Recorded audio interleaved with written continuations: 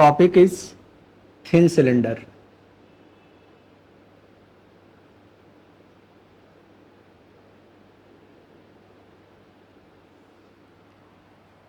Actually, cylinders are used for transporting the fluid which have pressure, and these are applied on just like application gas cylinder,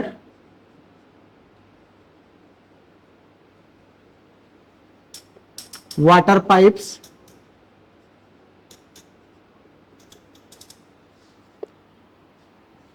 boiler drum,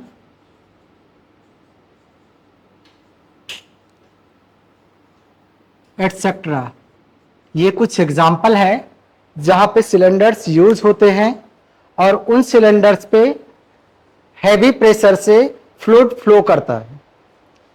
तो आपको अगर cylinders में fluid flow करेगा तो normal है, उस पर स्ट्रेस भी जनरेट होगा, और जब स्ट्रेस जनरेट होगा तो हमें सिलेंडर की डिजाइन भी करनी पड़ेगी कि सिलेंडर की थिकनेस क्या हो, डाया क्या हो, एटसेट्रा। ये सारे पैरामीटर्स कैलकुलेट करने पड़ेंगे।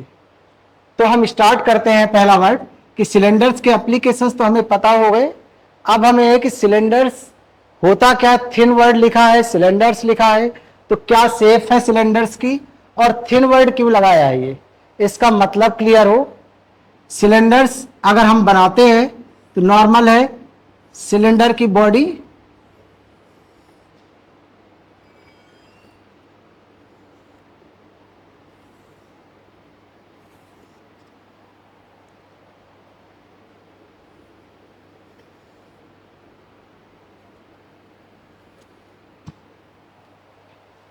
ये आपका सिलेंडर है। सिलेंडर में दो चीज है, एक आपके पैरामीटर्स की। नॉर्मल अगर आप सिलेंडर मैन्युफैक्चर करते हैं तो एक तो आपको सिलेंडर का डाया क्या हो ये आपको डिसाइड करना होता है। सेकंड, सिलेंडर का वॉल थिकनेस कितनी हो ये डिसाइड करनी होती है। अगर दो पैरामीटर्स आपको मिल जाए तो आप डिसाइड कर सकते हो सिलेंडर का डाया और थिकनेस। इसके बाद आप मटेरियल चूज करोगे। After that you can manufacture the cylinder so that will be use for the particular purpose. अब ये दोनों चीज अगर पैरामीटर्स हम देखें कि एक तो पैरामीटर्स आ गया हमारा डाया, सेकंड पैरामीटर है thickness. This is the dia of the cylinder and second is the thickness of wall of cylinder। ये दो पैरामीटर्स होंगे जिनके अकॉर्डिंग सिलेंडर डिसाइड होगा कि सिलेंडर है किस टाइप का। एक तो आपको डाया कैलकुलेट करना है, सेकंड थिकनेस। अब इन्हीं दोनों पैरामीटर के अकॉर्डिंग ये वर्ड सिलेंडर तो हमें दिख गया, ये वर्ड इंट्रोड्यूस हुआ है डी और टी के अकॉर्डिंग ही कि सिलेंडर में एक वर्ड हमने जोड़ा, cylinder is the general word, but उस पर एक वर्ड और जोड़ा हमने, थिन सिलेंडर। थिन सिलेंडर किसे कहोगे आप? जो वर्ड थिन जुड़ा है इट मींस अगर सिलेंडर का डाया और सिलेंडर का thickness if D by T ratio is greater then 20 means comparison of dia in comparison to thickness of the wall of the cylinder is greater than 20, then cylinder is called thin। अगर यही ratio d by t is less than 20 or equal to 20, then cylinder is called thick। There are two types of cylinders, one is thin and second is thick cylinder। So we have to study about the thin cylinder which have dia versus thickness ratio is greater than 20। Okay, stresses in cylinder। ठीक है, अब है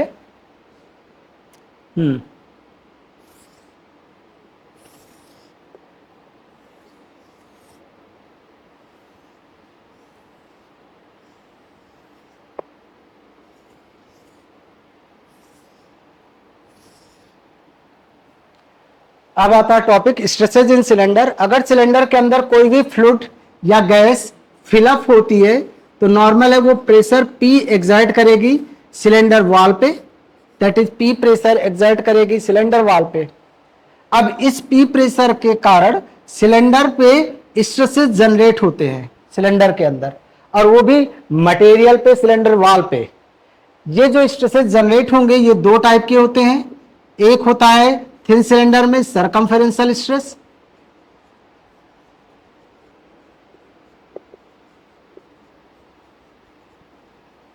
second stress है longitudinal stress.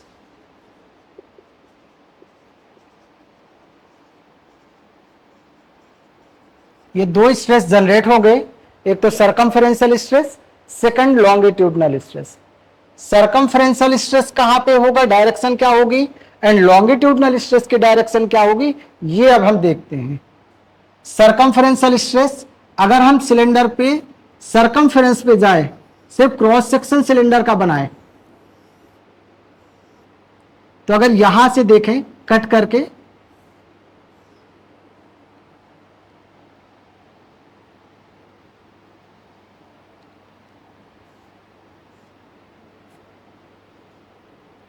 तो हमें stress जो material oppose इस internal pressure का अपोज करेगा वो ये दिखेगा हमें। अंदर का जो प्रेशर है वो सिलेंडर्स को बस्ट करने की कोशिश करेगा, और जो सरकमफ्रेंशियल स्ट्रेस है वो सिलेंडर को ज्वाइन करने की प्रोसेस करेगा। तो ये जो डायरेक्शन दिखेगी ये है आपका circumferential stress, sigma C. Second है आपका longitudinal stress. Longitudinal stress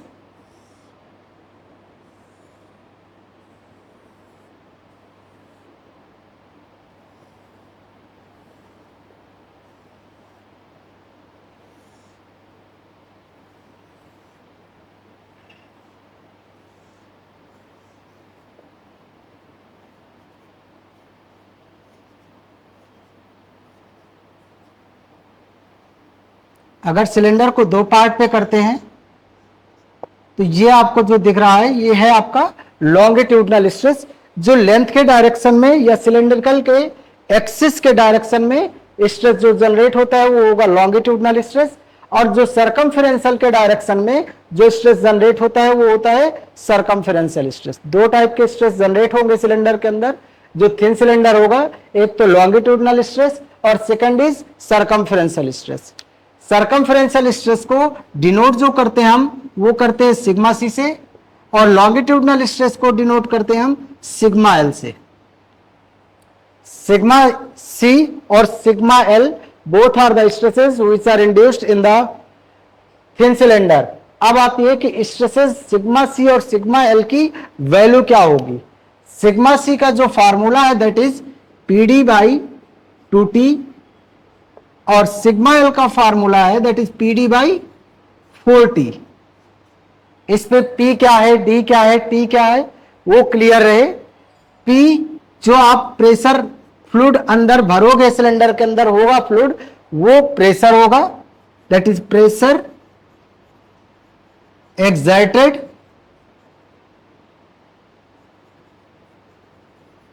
by the fluid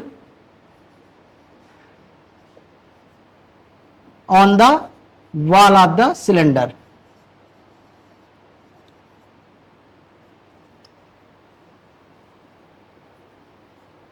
And this is the dia of the cylinder, and T is the thickness cylinder.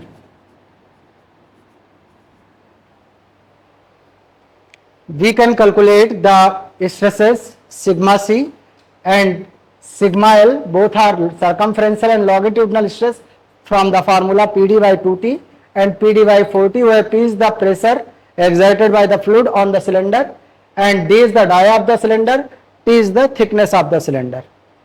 ठीक है। देन आपका जब स्ट्रेसेस जनरेट होंगे फ्लूइड पे, आप फ्लूइड कोई फ्लो करेगा सिलेंडर के अंदर तो नॉर्मल है स्ट्रेस जनरेट होगा, और इस स्ट्रेस के कारण ये जो दो स्ट्रेस दिख रहे हैं आपको सिग्मा सी और सिग्मा एल, इनके कारण सिलेंडर की डायमेंशन में भी चेंज आएगा, और उस डायमेंशन में चेंज जो आएगा उसको हम बोलेंगे स्ट्रेन। तो नेक्स्ट इसका जो टॉपिक है दैट इज स्ट्रेन। ठीक है,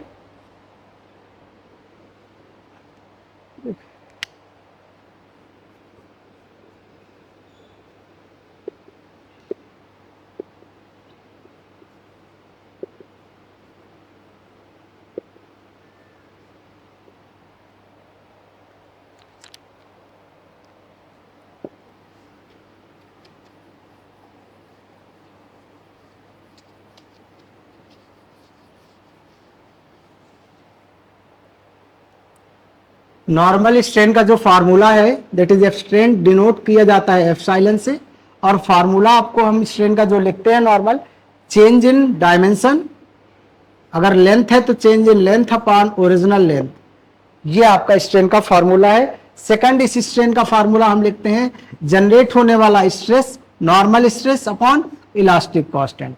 ये दो स्ट्रेन के फार्मूले हैं जो हम लोग जनरल यूज करते हैं कि स्ट्रेन इक्वल टू क्या होगा। इन्हीं फार्मूलों का इस्तेमाल करना में स्ट्रेन निकालने में कि अगर सिलेंडर के अंदर टी प्रेशर से फ्लूइड फ्लो कर रहा है तो सिलेंडर के अंदर कितना स्ट्रेन होगा, डायमेंशन कितनी चेंज होगी, वो कैलकुलेट करते हैं।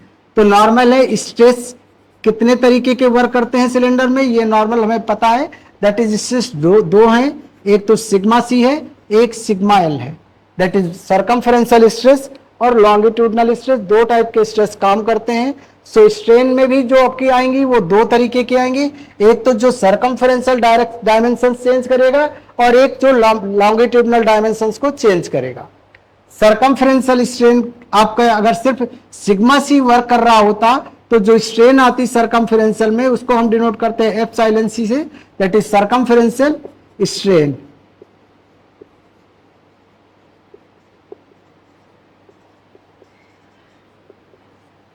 उसको डिनोट करते हैं हम एप्सिलॉन सी से। अगर सिर्फ सिग्मा सी वर्क कर रहा होता तो नॉर्मल स्ट्रेन हम सर्कमफेरेंशियल लिख सकते थे, formula that is sigma C by E. अगर आप सिर्फ सर्कमफेरेंशियल स्ट्रेन स्ट्रेस वर्क कर रहा होता तो हम सीधा फार्मूला लिखते सर्कमफेरेंशियल स्ट्रेन का sigma C by E. But उसी टाइम पे ऑलरेडी लॉन्गिट्यूडनल स्ट्रेस भी वर्क कर रहा है जिसका लेटरल इफेक्ट आएगा सर्कमफेरेंशियल डायरेक्शन में, so that effect will be minus through the Poisson ratio that is sigma L by E. ये आपका लॉन्गिट्यूडनल स्ट्रेस के कारण जनरेट होने वाली ट्रांसवर्स स्ट्रेन है, वो आपका सर्कमफेरेंशियल स्ट्रेस से माइनस होगी। तो फाइनल आपकी सर्कमफेरेंशियल स्ट्रेन कैलकुलेट हो जाएगी और इसको लिखते हैं हम that is del D upon D, जहां पे सिग्मा सी आपका circumferential stress,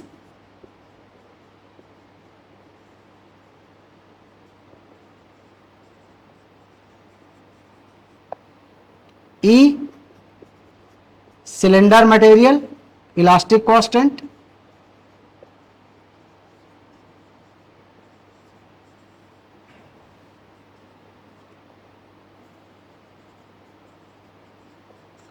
mu is the Poisson ratio,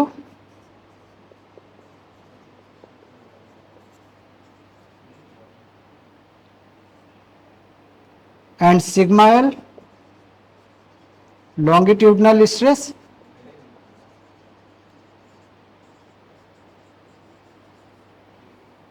is ये चारों वर्ड है। डी आपका dia of the cylinder.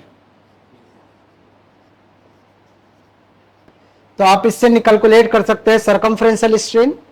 Next strain है लॉन्गिट्यूडनल स्ट्रेन, उसे देखते हैं।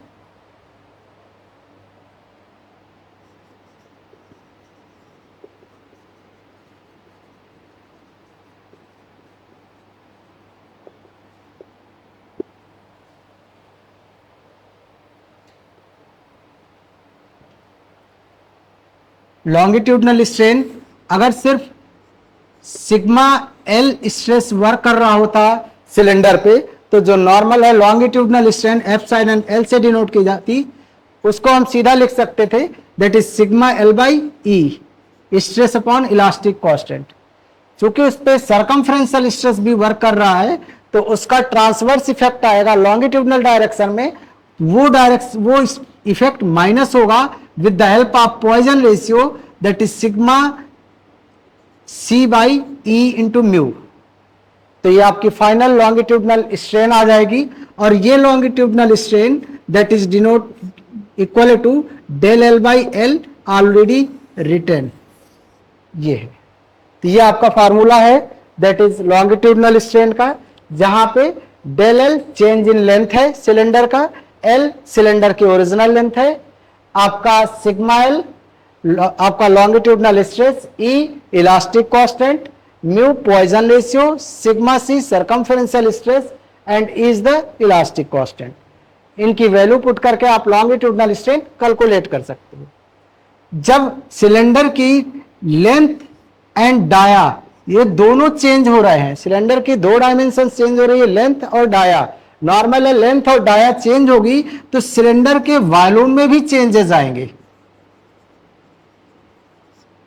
और जब वॉल्यूम में चेंजेस आएंगे तो नॉर्मल है सिलेंडर का वॉल्यूम चेंज हो जाएगा, तो उस पर एक स्ट्रेन और जनरेट होगी that is called volumetric strain.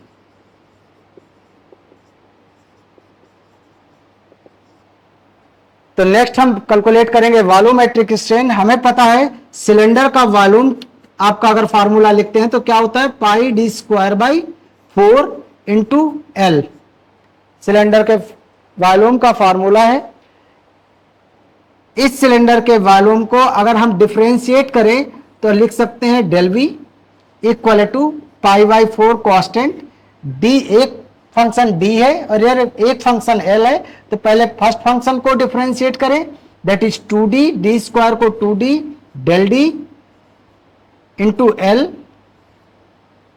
Plus differentiation of second function that is pi by 4 D square. अब हम एल को डिफरेंशिएट करेंगे that is del L differentiation.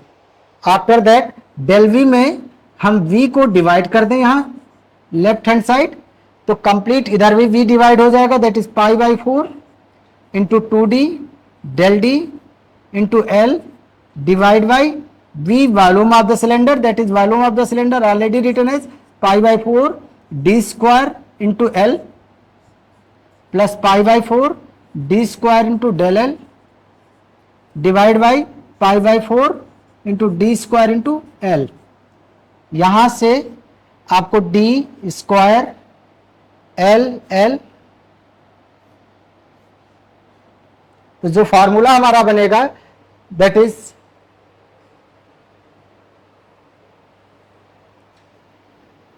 Del V upon V equal to 2 times of del D upon D plus del L upon L, where del D upon D, del V upon V is the called volumetric strain. This is denoted by epsilon V. Del D upon D, this is called circumferential strain, and this is denoted by epsilon C. Plus del L upon L is called longitudinal strain and denoted by epsilon L. So we can write that volumetric strain is the sum of 2 times of circumferential strain plus longitudinal strain. Okay. Now इसके बाद next है strains के बाद design of the cylinder.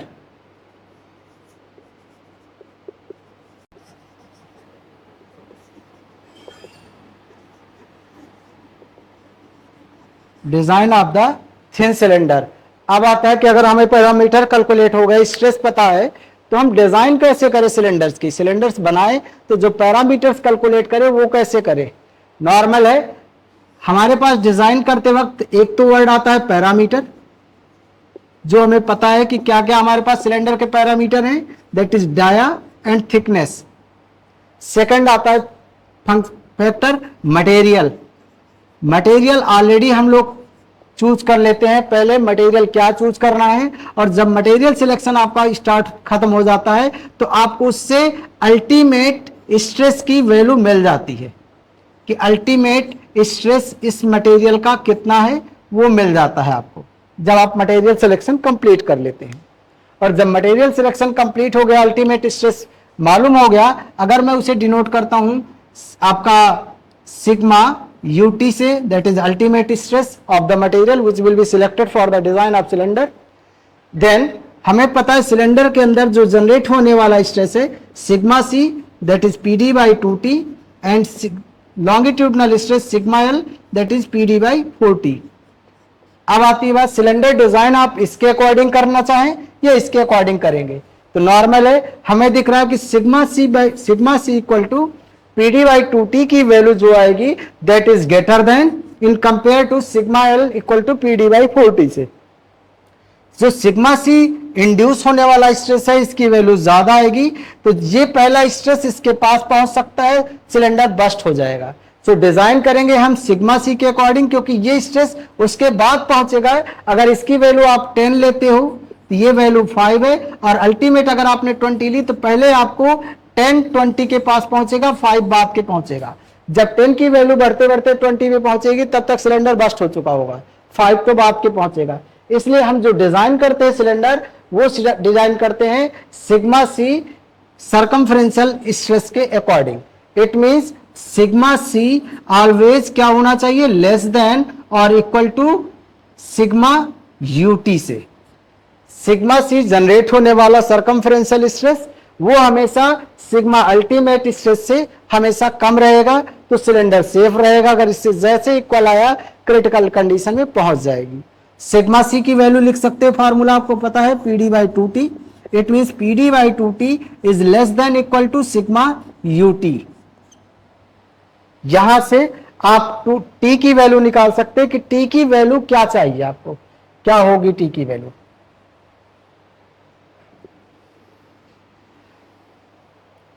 अगर आप T की value निकालेंगे तो इसको लिख सकते हैं P D by 2t is less than और equal to sigma UT. P D by sigma UT is less than equal to 2t, या 2 इधर लगा दूं, t इधर ले जाऊं। t की वैल्यू हमेशा पी डी बाई इससे ज्यादा चाहिए 2 सिग्मा यूटी से। ये आपको डिसाइड करेगा कि सिलेंडर वॉल की थिकनेस कितनी रखें कि हमारा सिलेंडर बस्ट ना हो। पी प्रेशर आपको मालूम होता है कि जो फ्लूइड फ्लो करेगा उसका प्रेशर कितना होगा।